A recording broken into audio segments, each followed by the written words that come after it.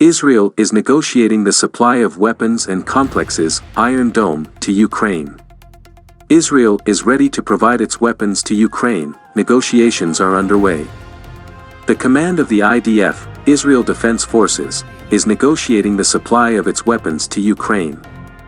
As the Israeli edition of the Times of Israel notes, in all likelihood, the Israeli side intends to abandon its earlier obligations to Moscow to provide Ukraine with only humanitarian aid, and now the Ukrainian side will be provided with various types of weapons. Israel is among 40 countries that attended a meeting of Western countries to discuss supplying more weapons to Ukraine to help it counter Russian operations in the country.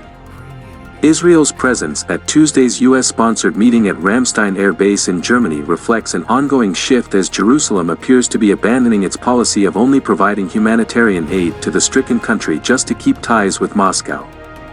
Foreign Minister Yair Lapid even directly accused Russia of conducting a special operation, which was the sharpest comment against Moscow from a high-ranking Israeli official, reports the Israeli edition of the Times of Israel.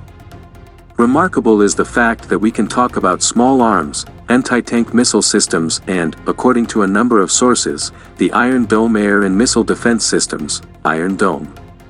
The latter demonstrated a fairly high efficiency in intercepting various types of air targets, although it turned out to be very vulnerable to electronic warfare systems.